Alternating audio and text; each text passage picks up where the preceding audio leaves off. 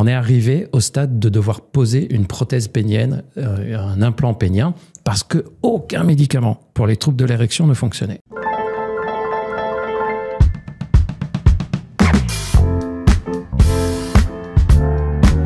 Un Français sur 5 dit avoir une libido faible ou absente selon un sondage IFOP. Et je pourrais vous en donner des chiffres parce que j'en ai beaucoup, comme le fait que les jeunes adultes s'informent d'abord via les réseaux sociaux ou le porno, avec une méconnaissance totale des réalités anatomiques parfois et affectives. Et je suis là pour soigner tout ça. Enfin, je ne suis pas seule parce que je ne saurais pas le faire. Aujourd'hui, dans Donne-moi tout, on parle d'un sujet aussi universel que mal compris, la sexualité, aussi l'amour et le couple. Avec, mais vraiment, le master of the master. Tout le monde le veut. Merci. Mais enfin, ouais. Je suis avec Gilbert Boujaoudé. Quand j'ai dit à tout le monde autour de moi, je le reçois, tout le monde m'a dit, attends, je t'envoie mes questions. Je vais essayer de pas décevoir tous ces gens qui ont envoyé des questions. Tu seras jamais au chômage. Non, je pense pas. Ouais. Alors, Gilbert, je voulais te présenter, mais tu te présentes super bien et parce que tu as un parcours très complet. T'es médecin. Généraliste aussi. Je suis médecin généraliste à la base. Je me suis spécialisé en médecine sexuelle. Voilà. D'ailleurs, initialement, je me suis spécialisé en andrologie. Je pensais faire de la fertilité. Les femmes ont l'habitude d'aller chez le gynéco. Demande à un homme, est-ce que tu vas voir un andrologue régulièrement? Il va te dire, quoi? Ils ne savent pas ce que c'est. Et pourtant, on a plein de choses à faire pour éviter aussi le vieillissement masculin. Bref. Ah oui. Voilà. Et donc, ensuite, je me suis spécialisé en médecine sexuelle pour n'exercer que la médecine sexuelle progressivement. Oui, voilà, c'est ta spécialité. C'est mon domaine de prédilection, mais j'ai d'autres formations en nutrition, obésité, en médecine d'urgence. J'ai exercé comme à l'urgence. Et d'ailleurs, si j'avais pu faire au moins 10 spécialités encore, je l'aurais fait. Oui, t'es un peu boulimique d'information. Et c'est le corps humain qui veut ça. C'est pas toi. Non. Quand tu t'intéresses à quelque chose, quand tu es médecin et tu te dis, OK, je vais soigner les problèmes sexuels, tu dis, mais il faut que je sache analyser la psychologie de la personne et ses hormones. Je peux pas faire soit l'un, soit l'autre. Ça se trouve, il y a une interaction entre les deux. Il faut que je sache analyser ses artères, savoir si ça fonctionne bien et en même temps, comprendre la relation de couple. Si ça se trouve, il y en a une qui influence l'autre. Et je te donne un exemple très rapide. Mm-hmm. J'ai déjà eu des patients, par exemple, qui m'ont été adressés ou que moi j'ai vu, on est arrivé au stade de devoir poser une prothèse pénienne, un implant pénien, parce qu'aucun médicament pour les troubles de l'érection ne fonctionnait. Aucun. Okay. On a tout essayé, donc, comprimé, piqûres, tout. Il n'arrivait pas à abandonner. Aucune érection. Aucune. J'utilise des termes un peu crus, mais... C'est comme ça qu'on parle. Aucune érection, aucune rigidité, rien du tout. Et on était au stade d'aller vers la prothèse.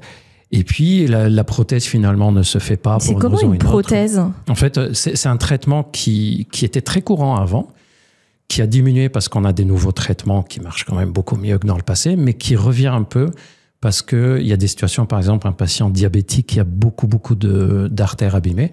En fait, on remplace les 2 tuyaux qu'il y a dans le pénis, on les remplace par 2 tuyaux artificiels qui se gonflent, qui dégonflent. Évidemment, pas au moment de l'excitation, à la demande. Et donc, on était arrivé à ce stade-là. Il y a le même plaisir pour la personne ? Le plaisir, alors il va mettre un peu de temps à le réapprendre, le réutiliser, mais oui, on retrouve. Et puis, il y a le plaisir de enfin, ça marche. Ah ouais. Parce que faut savoir que là, on parle de prothèse. C'est pas au bout de 2 semaines de problème. Hein. Que ça fait des années que ça traîne. Et qu'on a essayé plein de choses, c'est ça ? On a tout essayé, on arrive à ce stade. Et donc, on était arrivé à ce stade-là et on discutait de poser la prothèse ou pas. Et puis, tout d'un coup, lors d'une consultation, la personne lance une phrase, dit quelque chose qui m'alerte.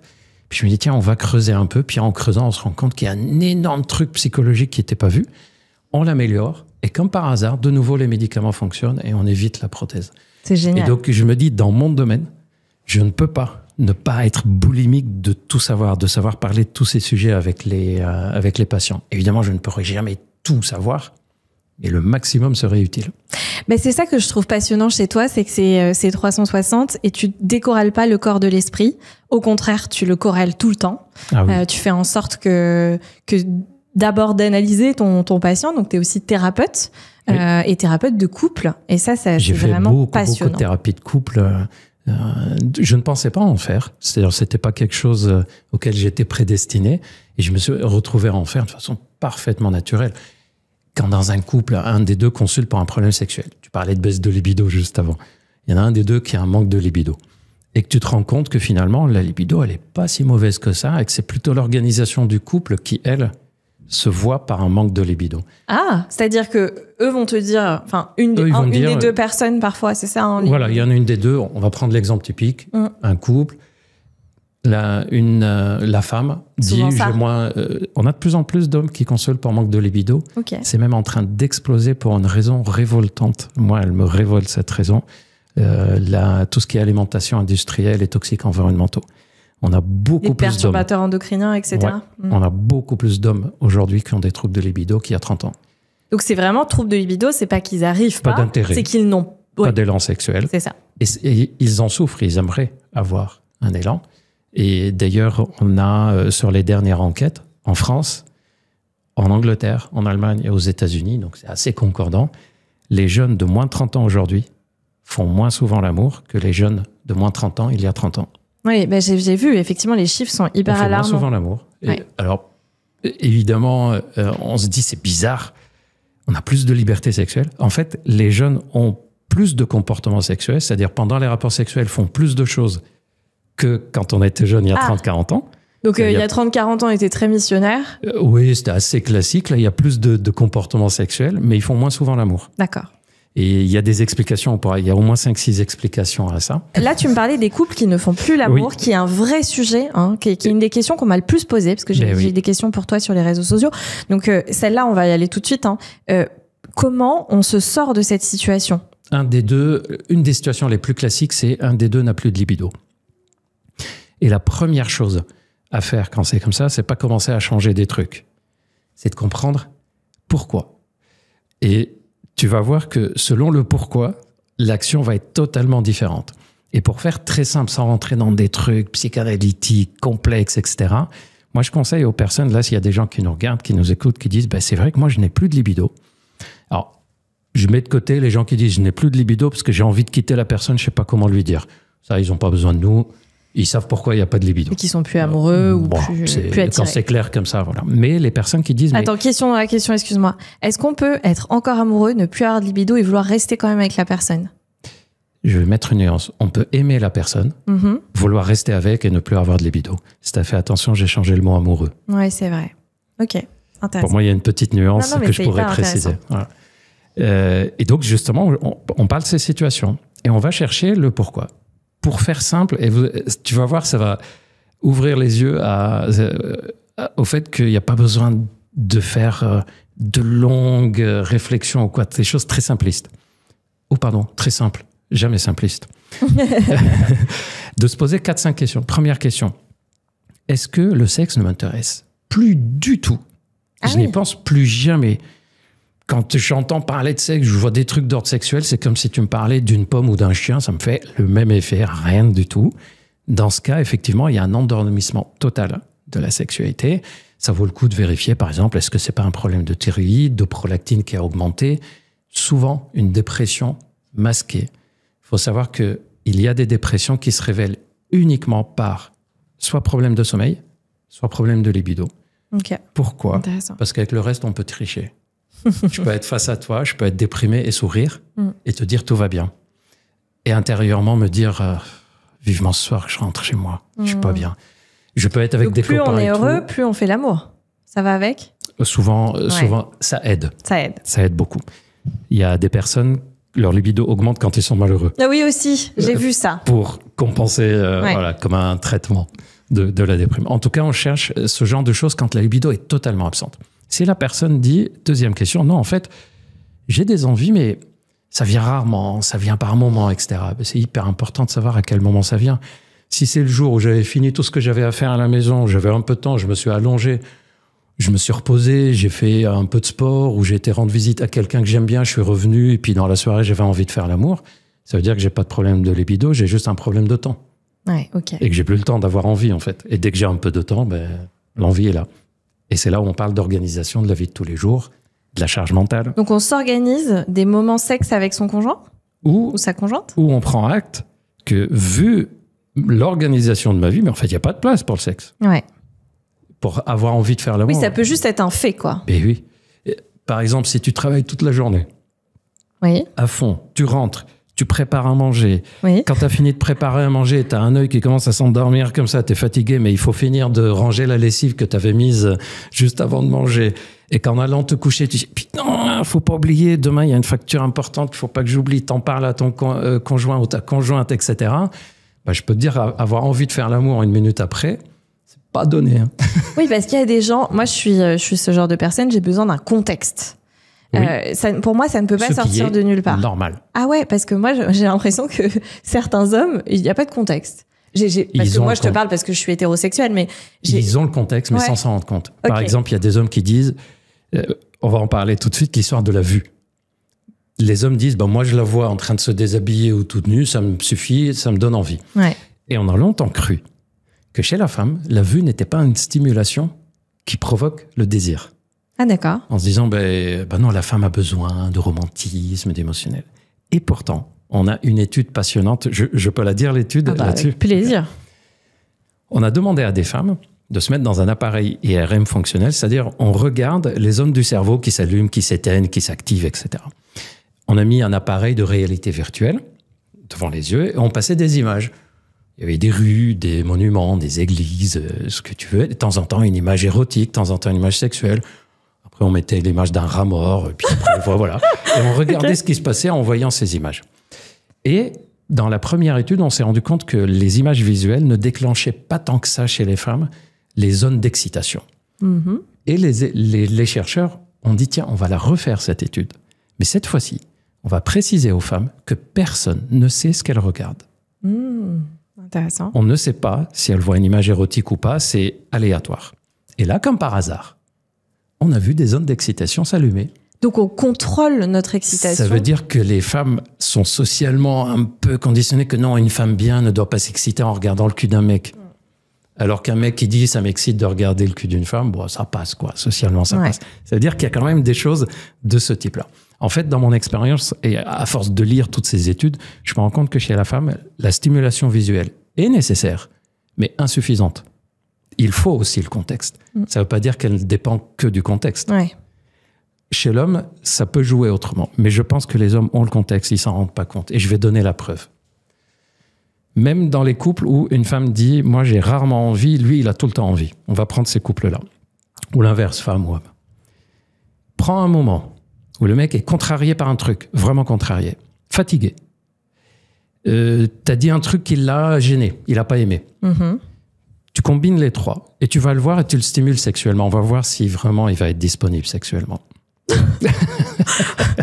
sais pas si je te suis. Je te suis, mais là, en fait, j'ai l'impression que, je te mets dans la case, mais que vous avez cette capacité à parfois vous détacher de tout parce que c'est important pour vous. Je pense que c'est parce qu'il y a encore beaucoup de couples où la plupart de la charge mentale est donnée à l'autre.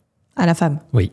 Donne la charge mentale au mec. C'est-à-dire, dis-lui, toi, tu travailles, tu t'occupes de la maison, tu t'occupes de la lessive, tu t'occupes des enfants et tu dois me faire l'amour comme un dieu. Mais tu sais que là, t'es en train de... T'as gagné. C'était match parce que pour le coup, j'ai une amie qui a son mec qui a arrêté de travailler pour élever les enfants et il a plus libido. Oui. Et il passe son temps vraiment à s'occuper de la maison, etc. Parce qu'il y a aussi un autre phénomène qui n'est pas juste une question de fatigue. Ce qu'on pense que c'est quand on dit charge mentale, on pense que c'est juste le fait de penser à plein de choses. Il y a aussi le côté émotionnel. Bien sûr. Quand tu vas travailler et que tu rentres chez toi et que chez toi, tu vas te détendre, te reposer. Émotionnellement, t'es pas chargé par des trucs humains, t'as contrariété professionnelle éventuellement, quoique j'en vois des mecs qui consultent pour baisse de libido et leur principale cause, c'est qu'ils sont malheureux au travail. Et oui. Tellement ça impacte. Mais quand tu t'occupes des enfants, pareil. Et les femmes pareil, mais quand tu t'occupes des enfants, il y a une charge émotionnelle. J'ai dit non au gamin parce qu'il a insisté, mais ça m'a fait mal au cœur de lui dire non. Bien sûr. Ben, une heure après, t'es pas si détendu que ça. Ou j'ai dû insister. Les gamins ont pleuré, j'ai dû les rassurer, etc. Émotionnellement, t'es épuisé. Et je vais te donner une autre preuve. Prends les gens qui ont des enfants, mais qui sont célibataires et qui veulent refaire des rencontres. D'accord, qui sont séparés, tu veux dire. Séparés, voilà. Ils ont des enfants, ils sont séparés, divorcés, peu importe, et qui cherchent à refaire des rencontres. On sait qu'au début de la relation, la place de la sexualité, elle est un peu plus présente. Mais c'est rarement des personnes qui vont s'occuper des enfants, finir de travailler, ranger et hop, aller à leur date. Ils se prennent un petit sas entre deux. Bien sûr, ok. Prends une petite douche, je connais pas ça encore. Et en fait, c'est ce sas-là qui manque dans la vie de couple. Ok, c'est Regarde hyper intéressant ça. Dans la vie de couple, tu dis par exemple, pour une femme qui a moins de libido et son mec a plus de libido ou l'inverse, essayez un truc tout con. Vous allez au resto, vous avez prévu d'y aller, ou vous allez manger à deux à la maison, vous préparez le repas du soir, etc. Préparez-vous tous les deux, mais sans se voir. Ouais. Il y en a un qui est dans la salle de bain, l'autre il part peut-être faire un tour, Garde une demi-heure, un peu de revient. mystère aussi. Et l'envie de reposer, c'est pas du tout le même état d'esprit si tu t'es préparé tranquillement une demi-heure, tu as écouté un peu ta musique, etc., que si tu t'es préparé une demi-heure et toutes les 5 minutes, au fait, t'as pas oublié d'envoyer le mail, hein, Oui. t'as sorti la baguette du congèle, t'as pas le même impact. Bien sûr. Juste après. Et en fait, je trouve que dans la vie de couple, c'est pas la vie de couple qui pose problème. C'est le fait qu'on enlève ce qui donnait la libido avant d'être dans la vie de couple. Quand on est dans la phase de date, C'est incroyable. beaucoup de personnes disent ça marchait mieux au début. Mais oui, mais quand on allait au date, on mettait tout de côté. C'est vrai. On n'allait pas au date et lui raconter ce qui nous est arrivé un quart d'heure après et se mettre à pleurer.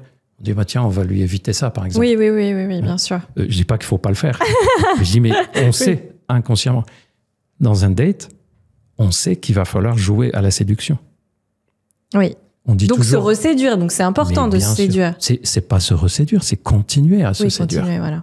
Et retrouver ces moments-là. Parce que ça, c'est ce que tu dois voir le plus chez les couples. C'est le côté, ouais, mais bon, enfin, il s'habille plus, elle s'habille plus, on est là l'un devant l'autre. Est-ce qu'il y a des comportements à ne pas avoir devant son conjoint? Moi, par exemple, ça m'a toujours choqué mes potes qui pètent. Qui pètent. Ouais, les uns devant les autres ou qui font leurs besoins la porte ouverte. Ouais. En fait, c'est hyper variable d'un couple à un autre. Okay. Les couples qui sont... Quand tu es avec quelqu'un qui a une personnalité hyper légère, pour qui la séduction passe par l'humour, etc., ça peut passer. Okay. Tu prends quelqu'un qui a un mode de séduction qui est plus réceptif à la séduction de type romantique, ça passera moins. Tu prends quelqu'un qui a une séduction plus de type sensuel, ça passera moins. Et donc, c'est hyper important de se souvenir, mais comment j'ai fait pour le séduire? Ouais. C'est ça qui a marché. Pourquoi je vais le changer? Et c'est ça qu'on oublie. Et d'ailleurs, j'ai des personnes, quand je leur dis ça, ils me disent, ah ouais, il faut que je l'amène en fait à chaque fois à la mer et à Venise. Non, t'es pas obligé de faire ça à chaque fois. non, ça va aller, ça va. Oui, mais souviens-toi de l'état d'esprit. Et mon conseil le plus simple, je l'applique à moi. De temps en temps, pose-toi la question, là, ce que je suis en train de faire, là maintenant, est-ce que je l'aurais fait si c'était les premiers jours à deux? Si la réponse est non, soit tu continues à le faire, mais en sachant que, voilà, il se passera pas grand-chose. Ouais. Soit tu te dis, ok, il faut peut-être que j'adapte aussi mon comportement. Donc toi, tu crois au fait qu'on peut tout à fait relancer un couple qui est au point mort s'il y a encore de l'amour, s'il y a encore du désir? Si les deux le souhaitent, oui. Si les deux le souhaitent. Parce que malheureusement, beaucoup attendent la phase où il y en a un des deux qui a lâché l'affaire pour consulter, parce que c'est là où on sent qu'on a peur. D'ailleurs, je ne sais pas si tu l'as remarqué, dans un couple, tant qu'ils se disputent, on sent que les deux, s'ils se disputent, c'est qu'il y a un truc, quoi. Ils tiennent. C'est le jour où un des deux ne se parle dispute plus. Ok, comme tu veux. C'est là où on commence à. C'est là où ça sent mauvais. Les deux autres questions, on a dit, est-ce que j'ai plus du tout envie de sexe? Vraiment, ça me parle plus du tout. Ou je peux avoir envie, mais par moment, dans certaines situations. Troisième chose, c'est, est-ce que j'ai envie de faire l'amour, mais surtout en vacances, surtout les week-ends? C'est là où ça vient. Tu connais les gens, vraiment.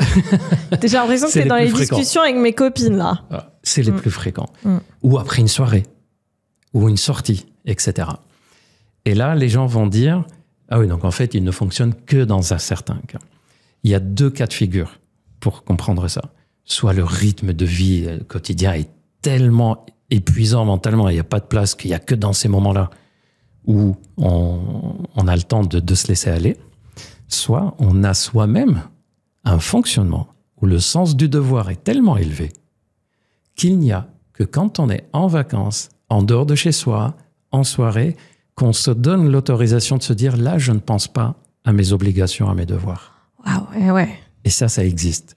Des personnes qui ont été élevées avec... Donc ça n'a rien à voir avec la personne qu'on a en face de nous, c'est nous avec nous, la sexualité avant tout. Ces personnes-là, typiquement les 3-6 premiers mois de la vie de couple, la sexualité se passe bien et ensuite ça diminue.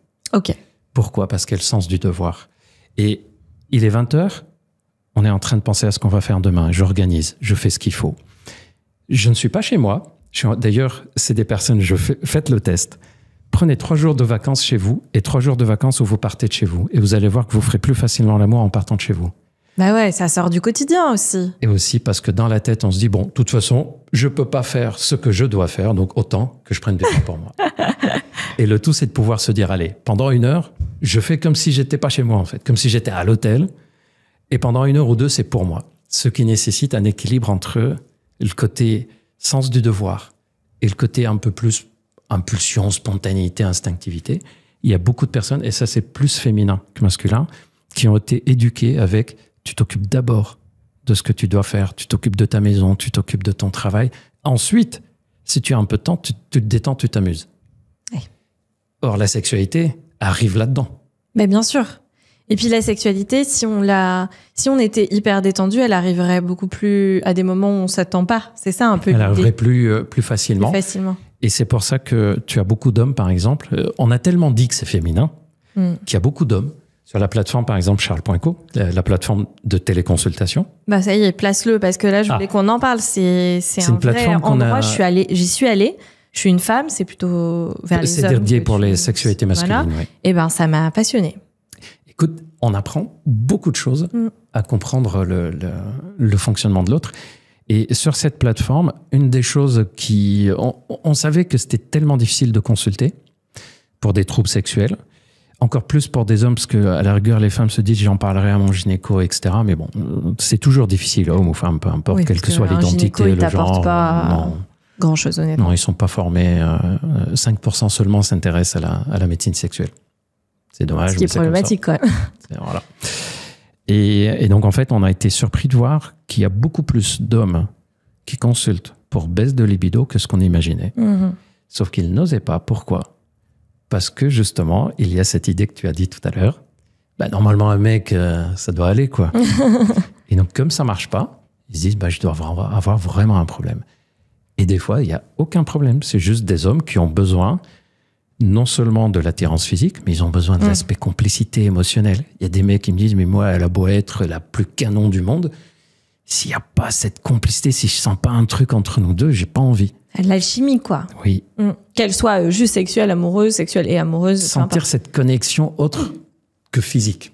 Ouais, c'est ça. Et ben, ça existe chez les hommes, sauf que les hommes pensent tellement que c'est pas normal que les mecs soient comme ça qu'ils pensent qu'ils ont un problème. C'est vrai que je suis profondément féministe et engagée, mais il y a ce sujet-là où les hommes ont une pression, mais que les femmes ont aussi d'une autre manière. Oui, ils l'ont. Oui. Les deux ont en fait, les deux ont, voilà, c'est ça, on a la même pression, mais c'est vrai que celle des hommes, on n'en parle pas, parce qu'il y a quelque chose de très viriliste qui dit que de toutes les manières, vous avez envie. D'ailleurs, c'est pas pour rien que 30% des personnes qui consultent pour panne d'érection gênante ou problème d'érection récurrent, 30% sont jeunes. On se dit, c'est pas normal à cet âge-là. Et quand on explore la cause, c'est juste, je me mets tellement la pression pour assurer que ça marche pas. Alors, je reviens sur le couple et après, on ira sur les troubles érectiles parce que c'est intéressant sur le site où vous donnez des vraies solutions, quoi, comme des formations. Sur la chaîne YouTube que je fais, il y a des vidéos. D'ailleurs, je croise régulièrement et je les remercie s'ils me regardent. Là, s'ils m'écoutent maintenant, je croise souvent des personnes dans la rue qui discrètement viennent me dire « Merci pour les conseils, ça marche sur la chaîne YouTube. » Et ça me fait plaisir à un point. En fait, dans ta tête, tu te dis « Ces gens-là viennent me voir pour me dire qu'ils mentent des heures. » Oui. C'est quand même très... Non. C'est cocasse. En vrai, dans ma tête, je me dis... Ils ont une sexualité épanouie. Ouais. Voilà ce que tu dis. Et comme je sais ce que ça signifie, c'est pas que du sexe. Quand tu as une sexualité épanouie, tu as plus d'élan, plus de dynamisme, tu as plus confiance en toi. Les scores d'anxiété diminuent, tu as moins de risques de dépression et, ce que je vais dire là, je pèse mes mots, ta qualité de santé s'améliore. Puisqu'on sait qu'une vie sexuelle épanouie est associée à des décharges hormonales et de neurotransmetteurs qui protègent légèrement contre certaines maladies cardiaques, contre certaines infections. On sait que chez les femmes, par exemple, ça augmente le système immunitaire. On attrape moins d'infections, de grippe, etc. Donc, je sais que c'est pas que du sexe, quoi. Okay. Et faire l'amour, c'est bon pour la santé. Oui, il faut pas se forcer à faire l'amour. Jamais. Mais si on a la chance de le faire, c'est génial. Et j'ai vu tellement de personnes qui me disent, ça fait 3-4 ans que je suis célibataire parce que je n'ose pas faire une nouvelle rencontre parce que les dernières se sont mal passées parce que j'ai un problème sexuel. Je te laisse imaginer l'impact psychologique de quelqu'un qui pendant 3 ans aimerait être dans une relation et n'ose pas. L'isolement affectif peut être destructeur dans ces cas-là. Et dangereux même peut-être. Il peut être très dangereux. Et bizarrement, on va les soigner pour la dépression, c'est qu'ils feront, mais on oublie de les soigner. L'exemple typique, c'est les jeunes qui ont l'éjaculation rapide, qui disent on m'a déjà quitté 1 fois ou 2 pour ça, ou je sais que c'était pour ça même s'il ne me l'a pas dit ou elle ne me l'a pas dit, et qui n'osent plus faire de rencontres pendant 2-3 ans. Je te laisse imaginer chez un jeune le fait de s'isoler comme ça, ce que ça donne sur l'impact psychologique. Ouais, donc je sais que c'est pas que du sexe. De se sentir nul et tout ça. Bon, finalement, on en parle. Donc, est-ce que tu peux nous donner 1 ou 2 techniques? Et après, évidemment, il faut venir sur Charles, faut te suivre sur tes réseaux sociaux pour les troubles érectiles. Alors, les troubles de l'érection, tous les conseils que je vais donner vont commencer et se terminer par la même phrase. Quand on a des problèmes sexuels, la première chose dont il faut s'occuper, c'est pas le sexe, c'est de nous-mêmes. Ok. Si on a un problème sexuel, c'est que soit mentalement, soit physiquement, on n'est pas en forme. Ok. C'est aussi simple que ça. Est-ce que dans l'autre sens, une femme peut avoir un trouble du fait que, elle jouit trop vite? Ah oui, ça existe, l'orgasmie précoce. Alors, elle gêne moins que l'éjaculation précoce parce que une femme peut avoir un orgasme et continuer l'acte si elle a envie. Et elle peut en avoir plusieurs? Et peut éventuellement avoir un autre. Jusqu'à combien on peut aller? Tu veux combien? En ce moment, on fait une offre. Non, mais est-ce que t'as un Chaque 3 orgasmes, t'en as offert. 4, la classe. Allez, 4. Oui, c'est possible d'en avoir 10, quoi, pour une femme? Oui. Et pour un homme, non? Si on a... Par contre, tu vois, les différences, ça, j'ai fait une vidéo dessus, les différences naturelles entre orgasme féminin et masculin. Chez la femme, il y a une sorte de prédisposition naturelle à la multi-orgasmie. Chez l'homme, il faut l'apprendre. Il faut beaucoup apprendre à avoir l'orgasme, ce qu'on appelle l'orgasme sec. C'est-à-dire, il y a une contraction d'orgasme, mais sans éjaculation. Ah. Et une sorte de fausse éjaculation qu'on a à ce moment-là, qu'on appelle parfois le edging. Le fait d'arriver au sommet et de redescendre, et on jouit, et on laisse retomber, puis on repart, puis on jouit. Ceux qui pratiquent le tantra, par exemple, y accèdent. Ceux qui font le programme Time, c'est un programme que j'ai fait sur la plateforme charles.co pour l'éjaculation précoce. Le fait d'apprendre la multi-orgasmie chez l'homme retarde l'éjaculation. Eh oui, bien sûr. Donc, on s'occupe de soi. Pour l'érection, pour les troubles érectiles, premier truc, c'est on dort bien. Ok. Quelqu'un qui est en manque de sommeil pendant plusieurs jours, plusieurs semaines de suite, je peux vous dire qu'il peut être le plus excité au monde physiquement, il ne tiendra pas. On évite tout ce qui est... Quand on a un problème sexuel, avant de commencer à le booster, il faut arrêter d'appuyer sur le frein. C'est comme dans une bagnole. Si on veut avancer, on peut appuyer sur l'accélérateur et retirer le frein. Il faut d'abord retirer les freins. Donc, on dort bien. Tabac, on l'arrête. On refait de l'activité physique.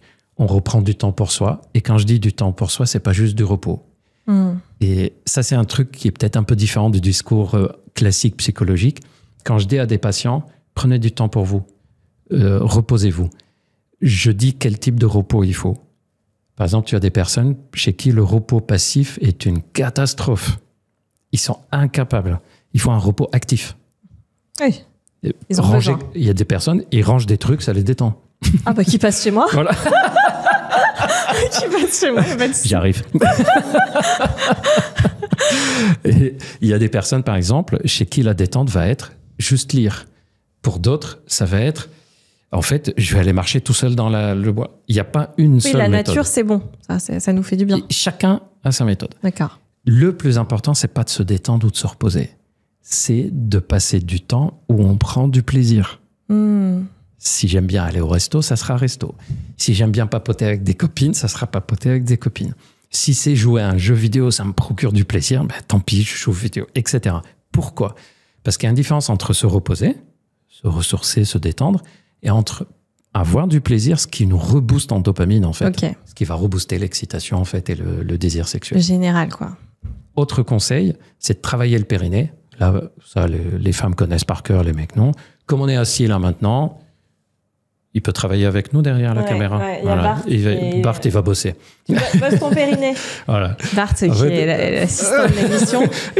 Il se demande pourquoi je le fais bosser. Bah, parce que c'est utile pour tout le monde. C'est pour ton futur. C'est pour tenir longtemps. C'est pour quand tu auras mon âge. Voilà. Voilà, c'est ça. Non, en fait, on va contracter, par exemple, comme si on se retient d'aller aux toilettes. Oui, c'est ça. D'abord, comme si on se retenait de faire pipi. On continue la contraction et on contracte comme si on veut se retenir de faire caca aussi. C'est on contracte devant et derrière en même temps. Là, il a déjà lâché au bout de 2 secondes. Lâché. Tu vois, 2 secondes, il n'a pas tenu. Faut rire. Et moi, je suis toujours contracté. Hein, faut que tu bosses. Hein, voilà. Donc, en fait, tu contractes, tu relâches, tu contractes, tu relâches. Ensuite, tu contractes et tu essaies de tenir le plus longtemps possible. Ce sont des muscles qui font effet garrot sur le pénis à l'intérieur. Et donc, plus ils sont costauds, plus tu vas avoir une érection qui se maintient. C'est comme si tu mettais un cock ring intérieur. Oui, voilà. et tu les muscles, en fait. Tu te muscles le pénis. Et l'autre chose à apprendre, c'est qu'est-ce que je fais si mon érection retombe pendant le rapport sexuel? À ton avis, que font les mecs quand leur érection retombe? Bah, ils font autre chose pour rendre heureuse la femme ou l'homme. Et dans la tête, ils font quoi? Ils pensent à un truc triste. Tu sais que c'est... Hein? Non. Pourquoi ils pensent à un truc triste? Non. Tu sais pourquoi je t'ai posé la question? Parce que je me suis rendu compte que quand je demande à des hommes, quand ta partenaire n'a pas envie ou dit qu'elle n'arrive pas à jouir, à ton avis, elle pense à quoi? Mais ils ne savent pas trop. Oui. Et pareil aux femmes. Tiens, une femme, à chaque fois qu'elle fait l'amour avec son mec, il débande. À ton avis, quelle est la réflexion qu'elle va avoir? C'est hyper vexant. Ouais. Ah bah c'est hyper vexant. Bah ouais. Et lui, il pense à quoi? Ah putain, j'assure pas. Ah, et donc les deux sont dans le faux. En fait, on est sur il peut deux planètes débander différentes. aussi, soyons honnêtes, parce que finalement, ça l'excite oui, plus. Oui, je parle de... de quelqu'un qui connaît. Régulièrement, voilà, on est en couple, et puis à chaque fois qu'on fait l'amour, avant ça se passait bien, maintenant il demande, ça va être, tiens, il m'aime plus, hein, j'ai pris un peu de poids, ou bah oui. il a quelqu'un d'autre. Ouais. Ah ben je vais te placer une question qui a à voir avec ça. Alors quelqu'un. que lui, dans sa tête, c'est, putain, j'y arrive pas, j'assure pas, j'espère qu'elle me quittera pas, etc. Ils sont dans cet état, et quand on leur dit, dites à quoi vous pensez, tout d'un coup, ils se disent, tu pensais à ça, toi? Bah oui, moi je pensais à ça. Putain, tu aurais dû me le dire, tu aurais dû me dire que ça va pas. En fait, la pire erreur que font les mecs quand ils perdent leur érection lors des rapports, c'est il faut que tu te concentres, il faut que ça revienne. Bah oui, c'est la pression. Popol, vas-y, on est là, on y croit. Vas-y, Popol. Et les mecs qui nous exécutent, ce truc de se concentrer pour bander, ça ne marche jamais.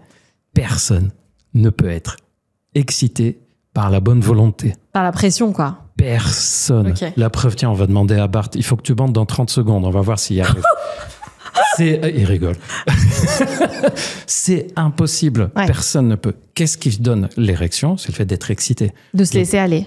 Donc, si je perds mon érection, il n'y a qu'une chose à faire, c'est de refaire les trucs qui m'excitent. Si c'est s'occuper du partenaire ou de la partenaire et de voir qu'il a du plaisir ou qu'elle a du plaisir, c'est ça qu'il faut que je fasse. Si c'est reprendre des caresses, etc., que j'aime bien, c'est ça qu'il faut que je fasse. Oui, en fait, prendre son temps peut-être un peu. Prendre le temps. Ouais. Si j'ai pas eu d'érection ce jour-là et que je donnais du plaisir autrement, que j'ai eu du plaisir autrement, ça sera comme ça aujourd'hui et on verra la prochaine fois. Est-ce que tu peux le dire, la pénétration n'est pas obligatoire. Il y a vraiment un truc autour de ça. Quand même. D'ailleurs, c'est marrant parce que faire comprendre à un homme que le plaisir sexuel de sa partenaire ne dépend pas de s'il a la bite dure ou pas dure, c'est très dur tant qu'il l'a pas dure. C'est ça. Et ça y est, t'as compris. Et en fait, quand on améliore le trouble de l'érection, beaucoup d'hommes disent, c'est marrant, pour améliorer mes troubles de l'érection, j'ai appris, il y a le programme Master qui est en place sur la plateforme, j'ai appris à faire l'amour autrement. Et ça m'a aidé à retrouver mes érections. Sauf que maintenant, j'ai mes érections, mais je fais l'amour parfois sans pénétration et tout va très bien. Et tout d'un coup, il change tout le schéma de rapport. Il y a la pénétration. En gros, c'est comme si, tant que je peux faire la pénétration, mais c'est un choix de ne pas la faire, c'est un jeu de ne pas la faire, ça marche. Mais si c'est je ne pénètre pas parce que je n'ai pas la possibilité, c'est une punition pour moi de ne pas pénétrer, là, je le vis mal. Ouais. Et c'est commun à beaucoup de choses en sexualité. Tout ce qu'on fait par choix, en général, ça passe beaucoup mieux que si on le fait par obligation ou par dépit, alors qu'on fait exactement la même chose. Mais l'état d'esprit compte beaucoup plus que le comportement lui-même. Oui, c'est ça. et l'état d'esprit de la personne en face. Et moi, j'ai des copines. Alors, quand on dit ça, on dirait que je parle de moi, mais là, je vous promets que c'est vrai. À ceux qui nous écoutent. Oui, là, les personnes qui nous écoutent, ils sont en train de dire c'est pour un pote, on connaît, hein, ça va. Qui n'aiment pas spécialement la pénétration et qui aiment juste le jeu extérieur sur les clitoris, les lèvres, etc. Ouais. D'ailleurs, si tu as remarqué, même toi, tu dis que tu es féministe, etc. Tu dis ils aiment juste, elles aiment juste. Pourquoi juste? Ah oui, c'est vrai. Aiment. Oh là là, j'ai pris une leçon de féminisme. Et tu sais que jusqu'à aujourd'hui, il y a des experts qui disent, pour l'orgasme, quand tu as un orgasme par pénétration plus stimulation du clitoris, ça me fout en rogne à chaque fois que j'entends l'expression. Ils appellent ça l'orgasme assisté. C'est-à-dire assisté par la stimulation du clitoris. C'est une erreur monumentale. Monumentale. J'ai écrit un livre qui va sortir au mois de septembre, le premier livre de ma vie. J'avais toujours refusé d'écrire un livre. Je trouvais qu'il y en avait trop. Et puis, j'ai fini par être convaincu qu'un discours différent pourrait être écrit. Donc, il sortira au mois de septembre 2025. D'ailleurs, ça s'appellera Amour et sexualité. C'est pas si compliqué si on a les bonnes clés. Très bien, bravo. Et dans ce livre, je rappelle que j'ai écrit une phrase, je sais pas comment elle sera prise, vouloir faire l'amour de façon épanouie et avoir des orgasmes de façon épanouie, sans faire participer d'une façon ou d'une autre le clitoris, c'est comme vouloir marcher les yeux bandés, les oreilles fermées, et de vouloir se déambuler comme ça. On peut y arriver, mais c'est beaucoup plus difficile. Ah, on peut y arriver. On peut y arriver. On peut avoir des orgasmes vaginaux sans le clitoris, ou je dis une grosse bêtise? Il y a toujours une participation de clitoris. D'ailleurs, pour les personnes qui disent « ouais, c'est juste avec le clitoris », j'aimerais qu'on réponde à une question. Ouais, voilà, on y va sur cette histoire, on la règle. Allez, on va répondre à une question. C'est une question philosophique, physiologique, tout ce que vous voulez. Est-ce que vous savez quelle est l'autre fonction du clitoris, autre que de donner l'orgasme? L'autre fonction? Oh là là, j'ai l'impression d'être idiote. Il n'y en a pas. Ah, il n'y en a pas. Il y a un organe dans le corps humain qui a une seule fonction, c'est de faire jouir, et on ne veut pas l'utiliser. C'est clair. C'est nul, cette histoire. J'ai la main qui sert à prendre des choses. Pourquoi je veux attraper avec les coudes? C'est vrai. C'est vrai. Il sert qu'à ça, le clitoris.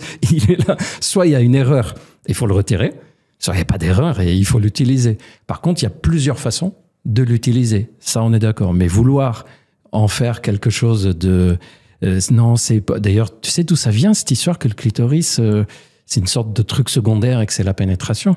Ça vient de Freud, qui pensait que une femme, avant d'être mariée, donc avant d'être mature, elle se masturbait comment? Avec le clitoris, puisqu'il n'y avait pas de pénétration avant le mariage. Et qu'une fois mariée, elle était censée avoir du plaisir maintenant par pénétration. Et les théories ont même été jusqu'à dire que les femmes qui continuent après être en couple, quand elles ne sont plus vierges, elles continuent à vouloir jouir par le clitoris, c'est une sorte d'immaturité. Et ça nous vient de là, en fait. C'est ne rien connaître à la physiologie du corps féminin. Voilà. Et donc, par contre, il faut l'associer à autre chose. Et ça, j'y tiens beaucoup. Par exemple, le fait de faire des petits mouvements du bassin peut faciliter l'orgasme ou le bloquer. Ouais, ok. On a demandé à des femmes... Chez les femmes. Chez les femmes. Ouais. Et chez les hommes aussi, mais chez les femmes, c'est moins connu. On a demandé à des femmes, par exemple, qui disent « moi, je jouis pendant les rapports ». Peu importe comment, clitoris, pénétration, mélange des deux. D'ailleurs, le mélange des deux, c'est le plus fréquent. Si les gens nous regardent, une femme sur deux jouit par pénétration plus clitoris en même temps. Ça, c'est une sur deux. 25% clitoris seul et il y a 20-25% par pénétration avec participation de clitoris par des frottements, des trucs comme ça. Et en fait, on leur a dit, les femmes disent « ok, moi je jouis ». On leur a dit « ok, continuez à jouir comme vous voulez, sauf vous bougez pas le bassin. Les mouvements du bassin, là, comme la danse du ventre qu'on fait quand on fait l'amour, ne le faites pas ». Mais elle n'arrivait plus à jouir. Ah, ok. Ce qui veut dire que ces petits mouvements... Oui, ça, on le fait par automatisme, en fait. Et il y a des femmes qui ne se permettent pas de le faire. En disant, mais qu'est-ce qu'il va penser, ou est-ce que ça va pas gêner? Et en fait, on s'enlève une tonne de plaisir avec toutes ces injonctions qu'on se pose à nous-mêmes, quoi. Et d'ailleurs, tu sais quelle est la principale raison pour laquelle les femmes simulent l'orgasme? Non. La principale, c'est ne pas embêter leur partenaire. Bah oui, c'est ça. Ben oui. Pour que ça se termine vite, quoi. Ou ne pas le vexer. Oui, alors il y a le ne pas le vexer, il y a que ça se termine vite. Ou elles ont déjà dit une fois, puis le mec a mal réagi, elles n'osent plus le dire. Ou seules, elles jouissent d'une façon, et elles n'osent pas le dire. Exemple typique, les femmes qui disent bah, « moi, quand je jouis, je suis à plat ventre. Je mets ma main sur ma vulve à l'extérieur, je frotte, et puis je fais des mouvements comme si je faisais le saumon. » C'est hyper courant. Là, on en rigole, mais c'est hyper fréquent. C'est le saumon, je sais pas. Voilà, voilà, je fais le saumon qui remonte la rivière, tu vois. C'est le saumon qui remonte la rivière. Oui. Ouais, voilà. C'est très mignon, un saumon. Oui, c'est...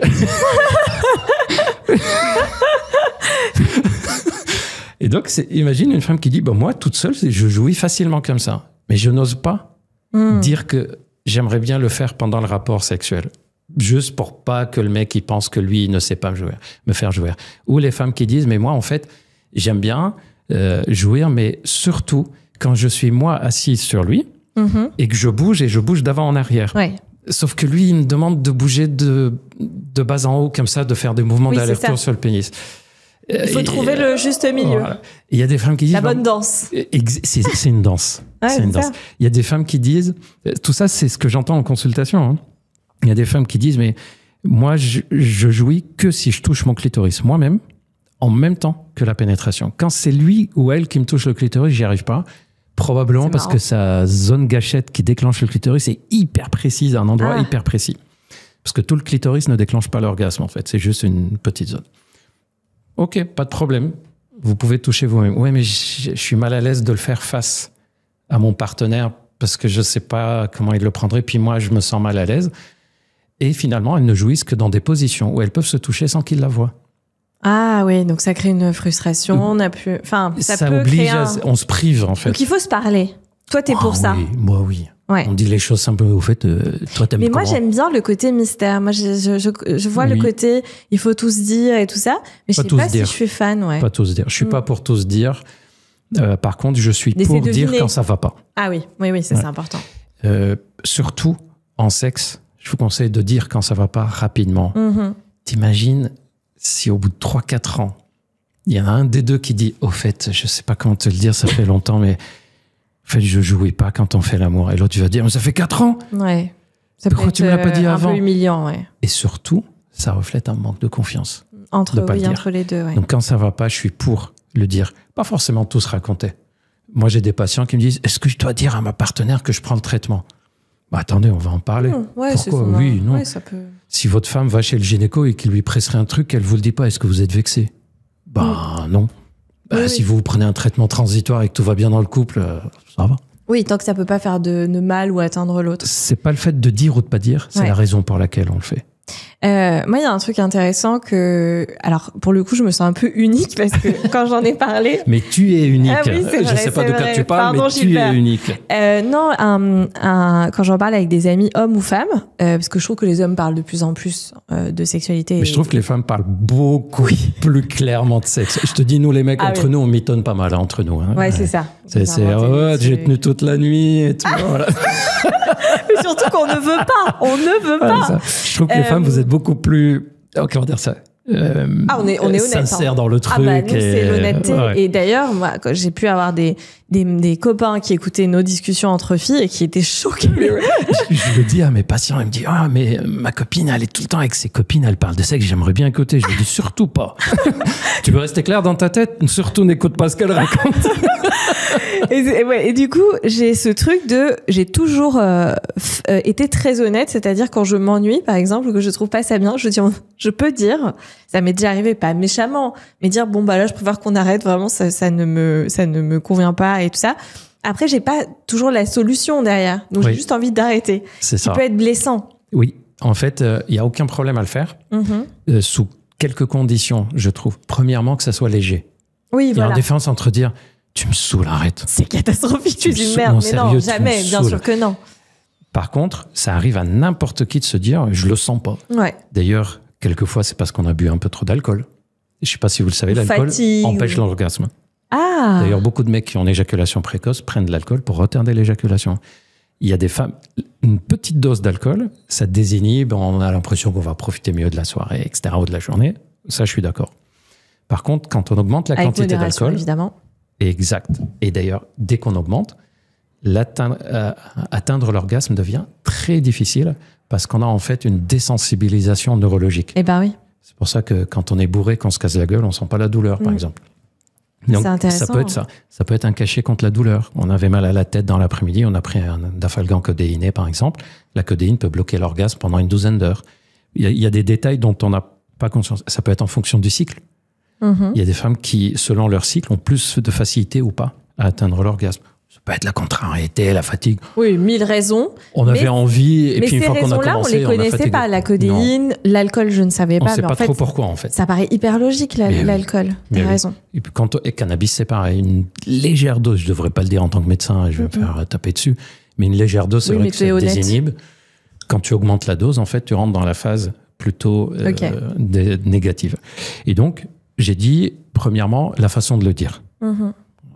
Ok, truc léger, c'est, tu sais quoi, en fait, je pensais que ça allait, mais je le sens pas, là, ça va plus. Ensuite, ce qu'on fait après est quasiment plus important que le fait de le dire. C'est, si après, le dos tourné, on se parle pas, etc., ça va laisser un goût amer. Par contre, si après, on parle, disons, tu sais, je te dis ça, je sais rien, ça m'arrive de temps en temps. Puis on parle, la limite, on parle d'autre chose. Et si ça se trouve, une demi-heure après, l'ambiance aurait été tellement différente qu'on repartirait, on n'en sait rien. C'est génial, ça. Donc, juste garder cette complicité. Petite remarque, si la personne en face le prend tellement mal, alors que nous, on est tranquille, détendu, on fait aucun reproche et on est bien, c'est que c'est plus la personne en face le problème que nous.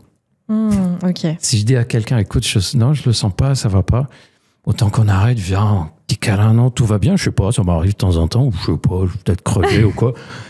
Et toi, ça t'est jamais arrivé ou quoi? Puis on parle. Ouais. Si la personne fait la gueule à ce moment-là, je sais que c'est une personne avec qui il y a un problème d'ego qui va poser problème par la suite dans la relation. D'accord. Et ensuite, de réfléchir sur, mais est-ce que ça m'arrive souvent ou Mais juste c'est ça. là, maintenant? Je donne souvent l'exemple de la bouffe. Qui n'a jamais eu la situation suivante? Ah, ça te dirait pas qu'on aille manger quelque part, ou ça te dirait pas qu'on aille voir un film, ou ça te dirait pas qu'on aille à tel endroit. Et on dit oui, j'ai envie. Et en plein milieu, on dit putain, je sais pas ce que j'ai, je suis crevé. Si, j'adore le resto, j'adore ce spectacle, mais je vais rentrer, je sais pas, je suis pas bien, je suis pas en forme. Personne se vexe. Hein. Bah non. Bah, c'est pareil pour le sexe. Ouais, c'est aussi simple que ça. Ah, Et puis là, on pourrait aller très loin. On pourrait parler du consentement, Du couple, qui va jusqu'à au moment même où on est dans l'acte. Si on n'a plus envie, on n'a plus envie. C'est J'ai ça. eu beaucoup de cas de copines, plutôt les filles, qui me disaient bah faut finir. Oh là là, mais quelle horreur, faut finir quoi. Oui. Là, c'est un moment de plaisir. C'est comme si t'as plus faim et que tu te forces à manger. Je distingue quand même deux trucs. Je vais aller jusqu'au bout parce que j'ai dit oui, alors que je n'ai plus envie, alors que je ne suis pas bien. Et je vais aller jusqu'au bout parce que j'ai dit oui et parce que ça ne me dérange pas d'aller jusqu'au bout. Oh, mais le ça me dérange pas est archi vexant, non? Non, il y a des personnes... ouais. Imagine que tu es au resto avec ton mec et que lui, il te dit j'ai plus faim, mais je sais que tu adores les desserts, vas-y, prends-en et on papote pendant que tu le manges. Tu vas te vexer. Oui, mais je le force pas à manger. Oui. Mais toi, il reste avec moi. je parle dans l'autre sens. C'est lui qui te l'a proposé. Ok. Il t'a dit, non, toi, tu vas dire, ah, t'as plus faim, je vais pas prendre mon dessert, quand même, tu vas me regarder manger. Mais non, j'ai plaisir à te voir faire ça. Ouais, en fait, je trouve que plus oui, on tu met... peux lui donner du plaisir sans même, toi, user de ton propre corps. Et il y a des personnes, et il y a des personnes qui disent, mais moi, ça ne me pose aucun problème de faire plaisir aux gens que j'aime. Ah bah oui.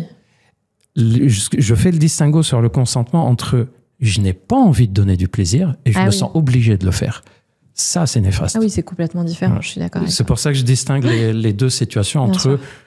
Mais je vais parler de moi, là. Si ma compagne m'entend, elle va me tuer, elle va me dire, mais arrête de parler de nous. J'ose plus parler à mes copines. Ses copines, elles ont qu'à écouter les podcasts dans lesquels tu passes. C'est ça. Non, elle vient de me parler, moi, directement. Il y a des fois, on fait l'amour et soit elle, soit moi, je sens que c'est pas comme d'habitude en face. Je sens que ça prend pas. Et je lui dis, t'as pas l'air en forme. Elle me dit, ben non, en fait, je sais pas, il y a un truc qui va pas. Puis on en parle. Je dis, je sais pas, je suis crevé et tout. Bon, on verra demain. Mais ça nécessite un très haut niveau de complicité. Ouais. Et ça nécessite une chose que je trouve indispensable. C'est faire sentir à l'autre que tu peux me parler, je n'ai pas de jugement. Ouais. Et la deuxième, je n'ai pas besoin de te comprendre pour te connaître. J'ai besoin juste de savoir comment tu fonctionnes. Si tu me dis, je n'aime pas aller à tel endroit, je n'ai pas besoin de comprendre pourquoi, je peux essayer. Ah oui. Mais je peux juste le savoir et en tenir compte. Oui, on n'est pas obligé de tout comprendre. Non. C'est un peu fatigant d'ailleurs. C'est une grosse charge mentale, ça. Et d'ailleurs, c'est une erreur qu'on nous fait croire que dans le couple, il faut se comprendre. Ouais. Non, il faut se connaître. Mais se comprendre, c'est pas mal aussi. Bien sûr, mais il y a des trucs où toi-même, tu es incapable d'expliquer pourquoi tu le fais. Comment tu veux le faire comprendre à l'autre. Tu as complètement raison. Et si tu commences à dire, j'en sais rien, en face, on n'entend pas, j'en sais rien. On entend, je sais, je veux pas le dire. Ah ouais, waouh. Mais oui, imagine, on interprète tellement mal, en fait, les messages. Dans le couple, on interprète beaucoup. Tu dis à ton mec, tu lui dis, au fait, pourquoi à chaque fois dans les soirées, tu fais ça? Tu dis, j'en sais rien, je sais pas. La réponse va pas te plaire. Je veux dire, quand même, il le fait, il y a une raison. Ouais.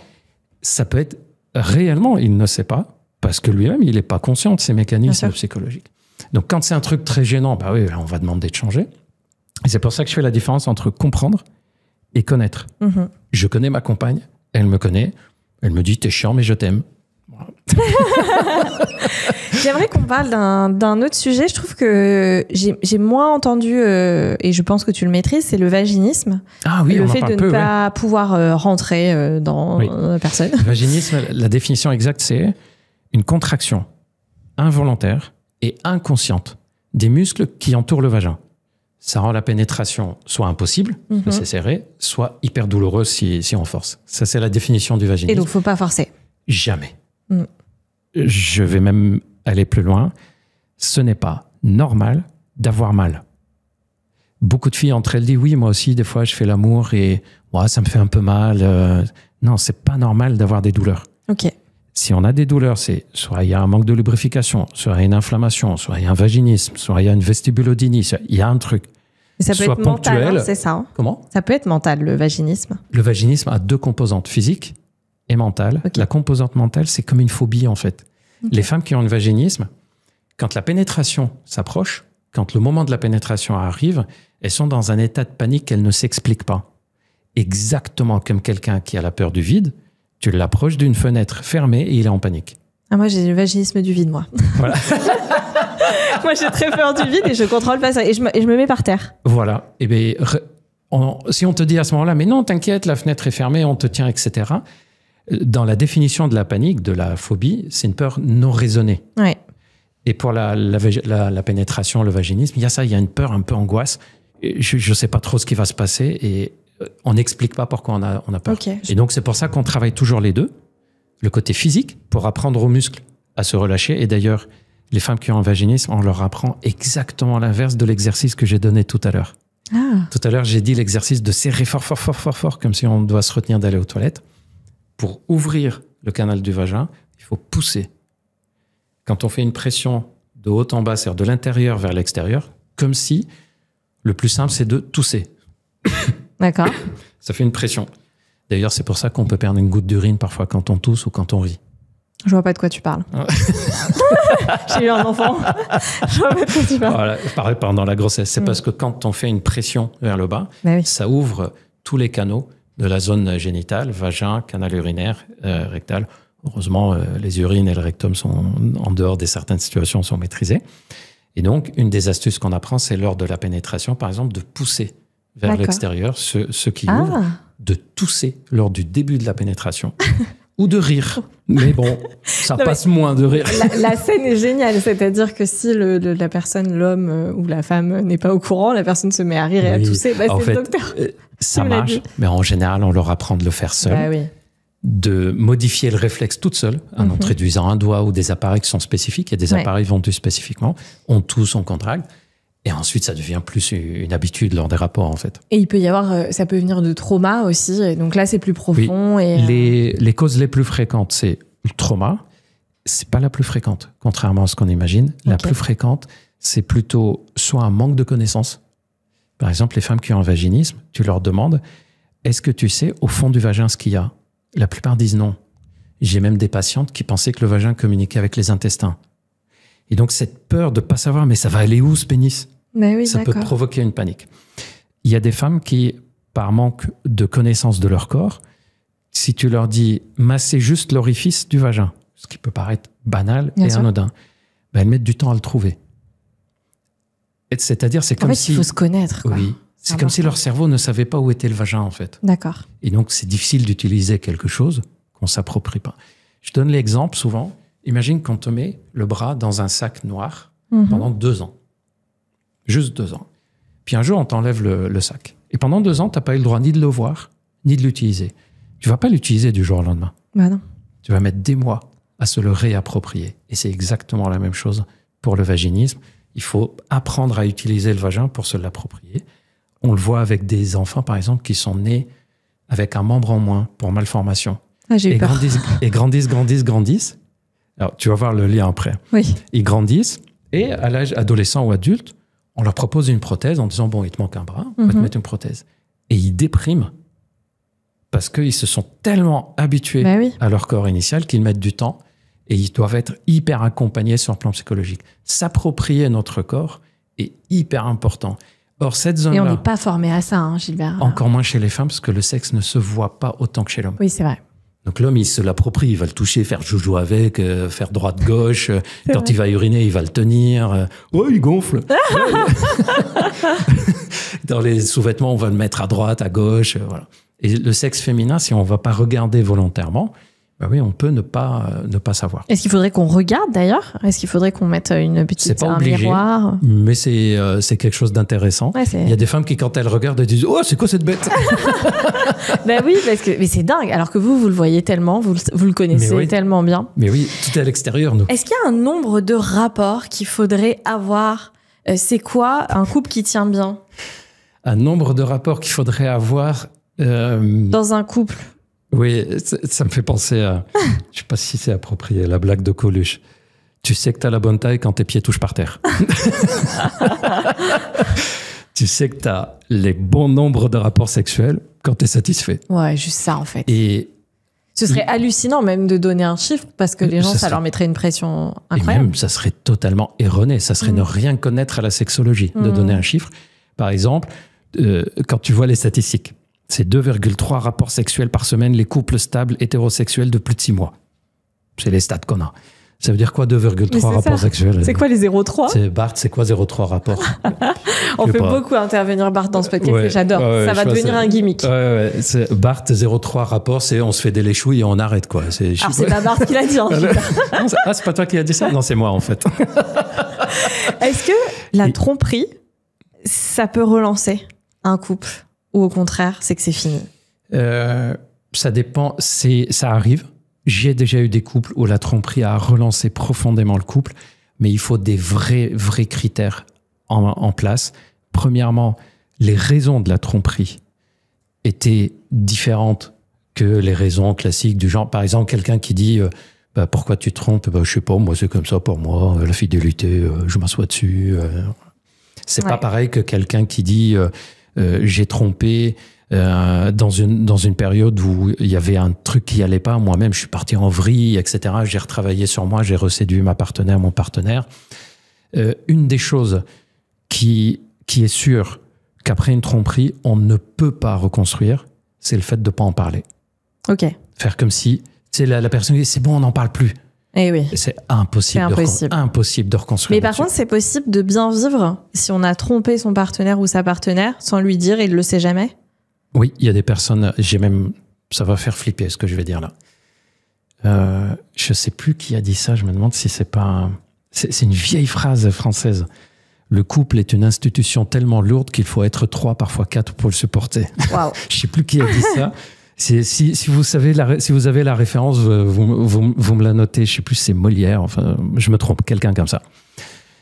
Oui, ça arrive que dans des couples, la tromperie réveille quelque chose. J'ai des patientes, d'ailleurs, je trouve que c'est pas que masculin, c'est dans les deux sens. J'ai une patiente qui m'a consulté une fois pour perte de libido. Ok, on analyse, on avance et ça avance pas tant que ça. Et je sens qu'il y a un truc qui manque. Et on revient sur la période où ça allait, parce que par période, c'était il y a 1 an, 2 ans, ça allait très bien, puis de nouveau perte de libido, puis 1 an, 2 ans, ça allait très bien, puis perte de libido. Et en discutant avec elle, c'est d'elle-même, elle me dit, mais attendez, je vous ai pas dit, j'ai eu un amant que je voyais 2 fois par an. Il habitait même pas dans le même pays, en fait. Et c'est marrant, maintenant que vous le dites, les périodes où ça allait bien sexuellement, que j'avais une libido dans mon couple, c'est la période où j'avais cet amant. Waouh. Comme si le fait d'avoir cet amant était un moteur de libido qui faisait qu'elle faisait l'amour avec son mec, etc. Je dis, mais votre mari est au courant ? Je dis, ben non, évidemment, je lui en ai pas parlé. Et ça a été une grande discussion. Qu'est-ce qu'on fait de ça maintenant ? Ben oui, c'est ça. Et l'être humain a cette complexité-là. Alors, je sais que là, les personnes qui nous regardent pensent que je prends à la légère la tromperie. J'ai vu tellement de personnes écrasées psychologiquement par le fait d'être trompées que je le prends jamais à la légère. Jamais, jamais, jamais. Par contre, on est en train de parler de la tromperie d'un point de vue psychologique, pas valeur sociale ou jugement là-dessus. Oui, là, on n'est pas dans le jugement de valeur, on est dans la vraie vie, finalement. Dans la vraie vie. Il y a les tromperies qui finissent le couple. Il y a les tromperies qui vont venir juste donner une sorte d'impulsion ou de voilà, je savais que ça n'allait pas entre nous et c'est arrivé, quoi. C'est comme c'était là. Il y a des tromperies qui sont alors ça faut pas le faire, je vous le déconseille, comme si c'était pour stimuler l'autre, genre elle a jamais envie de faire l'amour, je vais lui dire que je vais avoir quelqu'un d'autre et ça va la réveiller. Pas sûr, ça marche pas, pas sûr. Ce truc de fuis-moi je te suis-moi je te fuis, ça ne marche que s'il y a déjà une bonne entente et qu'il y a une bonne complicité. Sinon, donc on peut jouer. On peut le jouer. Ouais. Voilà, c'est ça. Mais à condition de le faire avec quelqu'un qui n'a pas d'angoisse, d'insécurité, de séparation. Voilà. Oui, le jeu doit être OK des deux côtés, quoi. C'est ça. C'est toujours ça. Et par exemple, tu prends quelqu'un qui n'a plus envie de faire l'amour parce qu'il est en burn-out total, mais lui-même n'en est pas conscient. Elle ou lui, le partenaire, n'en est pas conscient. Et on joue avec cette personne à suis-moi, je te fuis, fuis-moi, je te suis, et on va commencer à jouer, à draguer d'autres. Déjà que la personne est en mal-être total, on risque de flinguer la relation et l'état psychologique à ce moment-là. De cette personne en face. Par contre, quelqu'un qui a perdu l'habitude de nous séduire, mais tout va bien entre nous. C'est juste que je trouve qu'il s'endort, en fait. Jouer un peu à ça, oui, ça peut réveiller. Ça peut réveiller. Quelqu'un qui a une personnalité très insécure. J'ai tout le temps besoin de savoir où tu es, j'ai tout le temps besoin de savoir ce que tu fais, avec qui tu as parlé, etc. Jouer à je vais essayer de te rendre jaloux, je peux te dire que ça va mal se passer. Quelqu'un qui a une personnalité pas insécure, oui, tu peux le faire. Comme tu vois, les grands thèmes, les grandes théories de ce qu'on peut faire dans les relations de couple et sexuelles, je conseille toujours de les personnaliser. Avec qui je les fais, avec qui je ne les fais pas. Je fais pareil quand je prescris des traitements. 2 personnes qui ont exactement le même problème sexuel, je ne vais pas prescrire le même traitement. Parce que je vais personnaliser à leur attitude, leur période de vie, leur personnalité de fond, la période de vie de couple, etc. Et je vous conseille toujours d'essayer de tenir compte de ces éléments. Tu as eu des personnes en consultation qui avaient une vie amoureuse à côté du quotidien qui était énorme? Oui. Qui avait énormément de maîtresses ou d'amants? Oui, pas forcément énormément, mais qui avait une vraie vie à côté, en fait. Ça peut briser la personne en face. Et en fait, c'est marrant parce que quand on creuse, mais pourquoi tu as des personnes qui disent, mais en fait, moi, je me suis mis en couple, j'ai choisi une personne juste parce que je savais que lui ou elle allait faire un bon père ou bonne maman, mais je savais dès le départ que j'étais pas amoureux. C'est dur, ça. Tu te souviens, au début, j'ai fait la différence entre amoureux et aimé? Oui. On y est. Je l'aime beaucoup, hein, et je ferai tout pour lui, pour elle. Mais je suis pas amoureux. J'ai pas cet élan passionnel, en fait. Mais c'est une personne avec qui je veux être. Et il y a des personnes qui sont hyper à l'aise avec l'idée, et tu as d'autres personnes qui disent, non, moi, je peux pas. J'ai besoin d'avoir les deux dans la même relation. Est-ce que tu crois que ça peut marcher? Est-ce que tu crois que si les deux sont OK, l'autre dit, bon, bah, OK, moi, j'ai besoin de voir ailleurs. Est-ce que... Si les deux sont OK, oui. Ça marche, c'est vrai, c'est réel. D'ailleurs, les enquêtes sur ce qu'on appelle couple libre, ou trouble, ou autre type de polyamour, peu importe comment on les appelle, montrent qu'effectivement, ils sont plus épanouis. Mais attention, ça ne veut pas dire que c'est un modèle à suivre.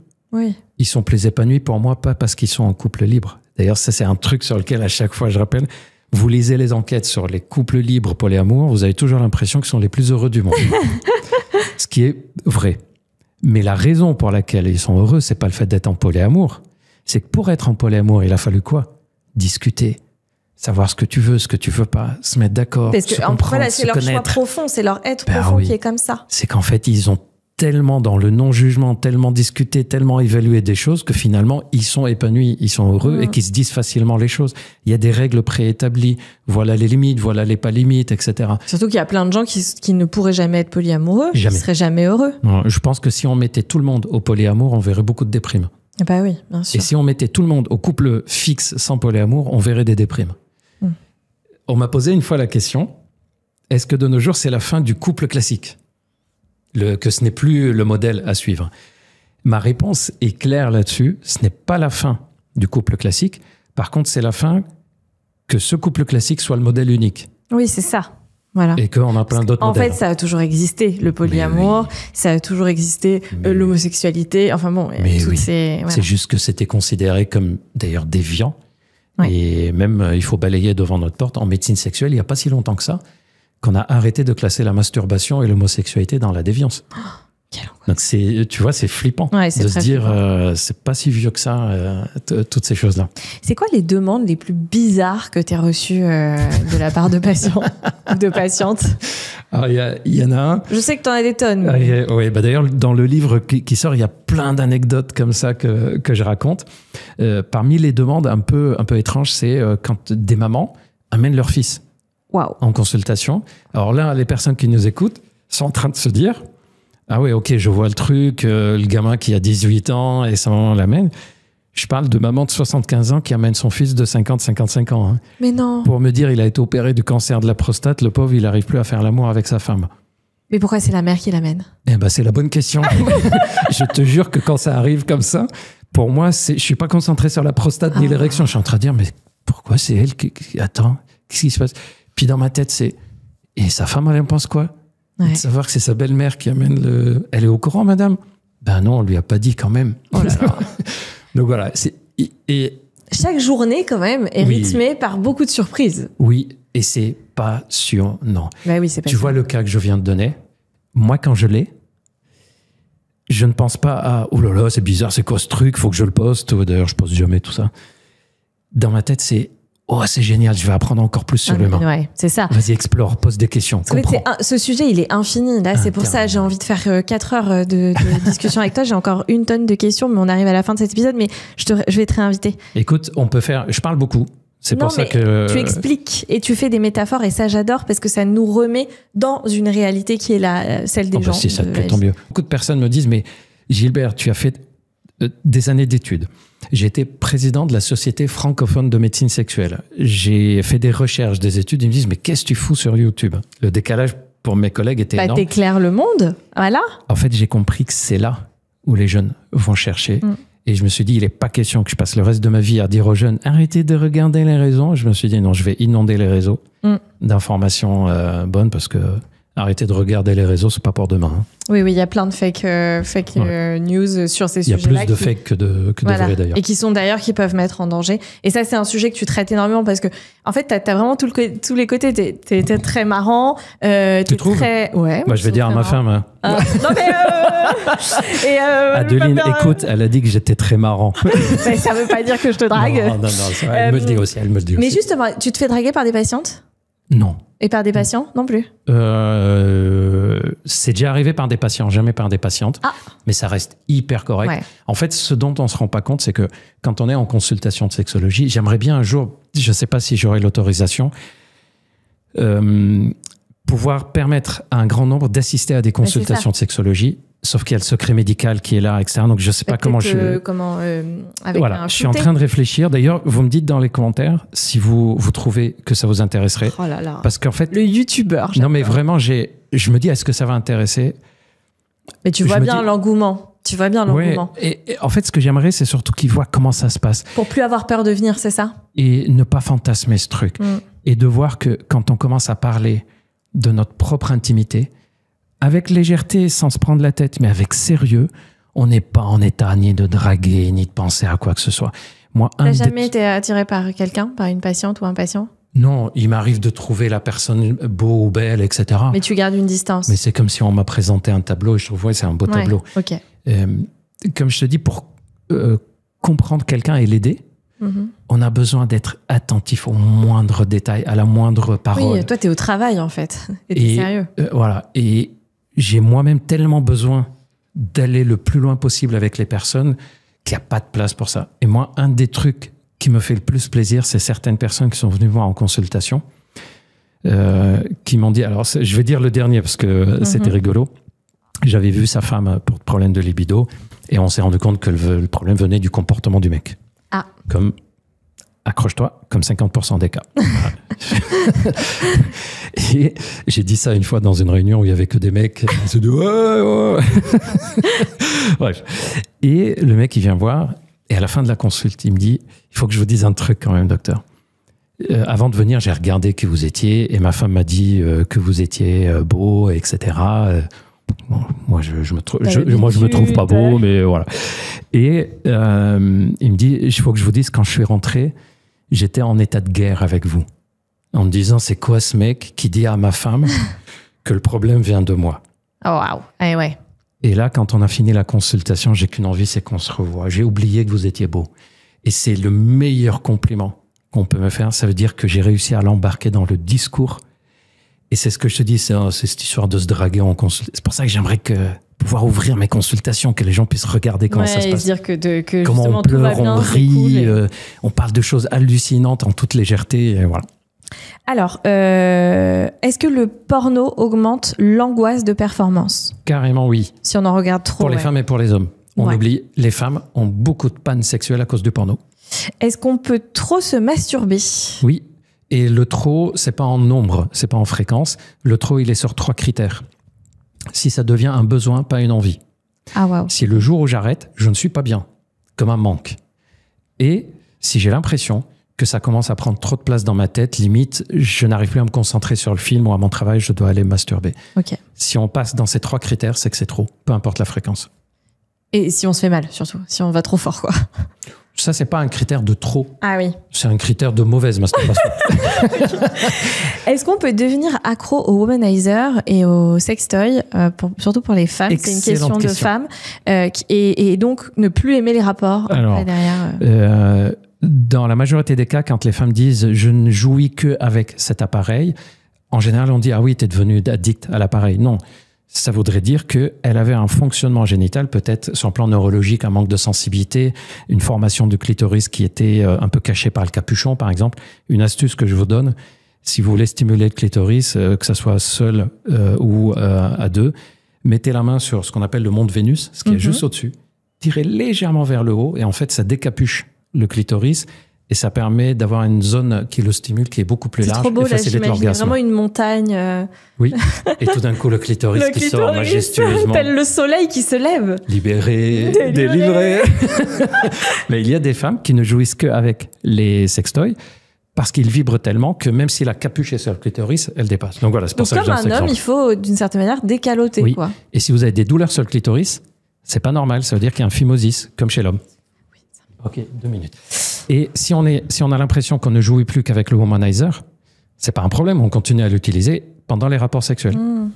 Ouais, mais ça nous rend accro à un appareil. On s'en fiche, pas grave. Non, si on est devenu accro à l'appareil, c'est que l'orgasme de base était pas si facile que ça. Okay. Sinon, on ne devient pas accro à l'appareil. Ok, c'est pas la faute de womanizer. On vous adore. On vous prend en collab sur cet épisode. Est-ce qu'on peut se casser le sexe, femme ou homme? Femme, on peut se le blesser, déchirer. Homme, oui, on peut se le casser. C'est ce qu'on appelle la fracture de verge, qui arrive quand on fait un mouvement brusque en érection. Il n'y a pas d'os dans le pénis. On aimerait bien... il aimerait bien Bart, mais il n'y a pas d'os. Je ne sais pas pourquoi. Je ne sais pas pourquoi Bart, il s'en... mais oui, on peut avoir une fracture. Les signes, c'est douleur brutale, sensation de claquement, de craquement, et un bleu sur le côté.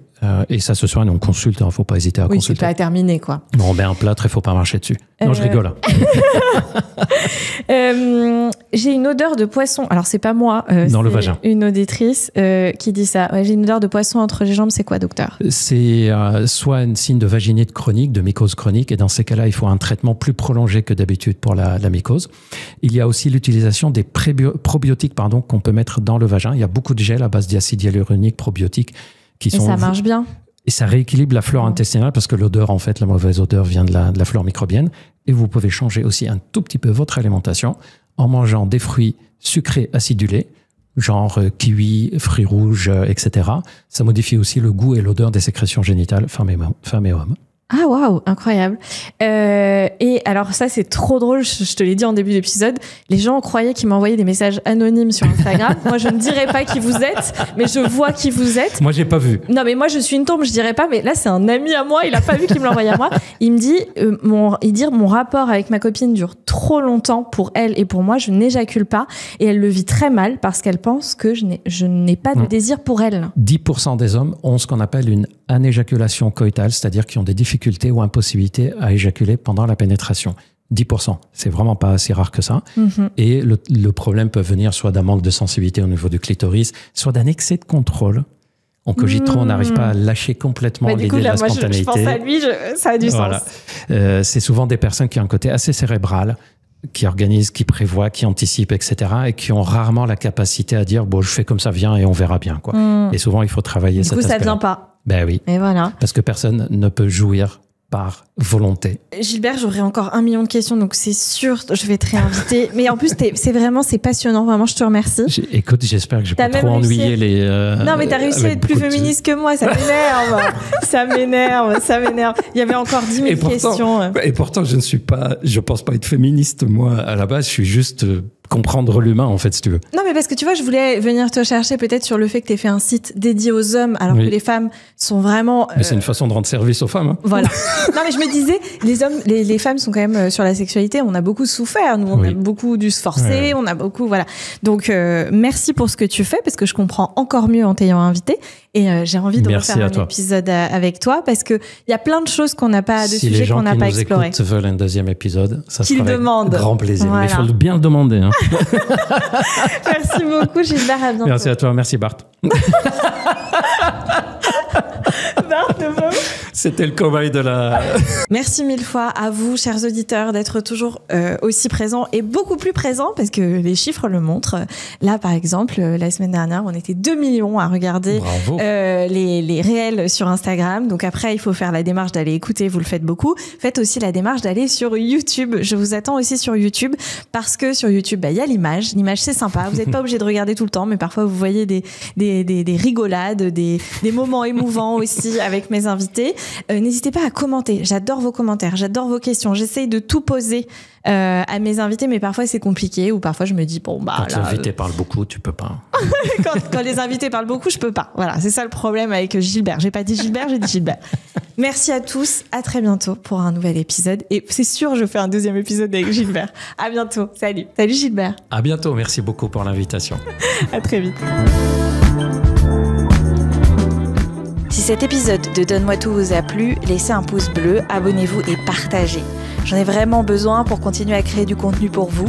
Et surtout, dites-moi en commentaire ce que vous en avez pensé, parce qu'ici on veut bien tout donner, mais on veut aussi recevoir votre avis.